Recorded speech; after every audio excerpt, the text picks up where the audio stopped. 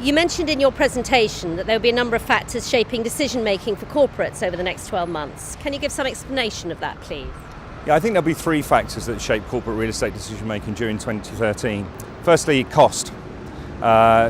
What the global financial crisis brought was a greater transparency and scrutiny of real estate costs, and the management of those costs is going to be absolutely critical in 2013. I think what will differ in 2013 is a focus on cost avoidance rather than direct cost saving.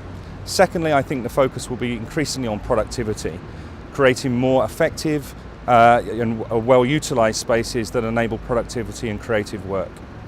And finally, I think CRE teams are going to be focused on building stronger operational platforms. Two elements here. One, driving growth in emerging markets such as Africa, and secondly, offshoring back office functions to lower cost locations such as Central and Eastern Europe. So what do you see as the prospects for occupier demand this year? Well, I think 2013 will be a year of two halves. I think in the first half we'll see pretty much what we saw last year, which was occupiers in a holding pattern as confidence improves and general unease about the economic environment starts to subside.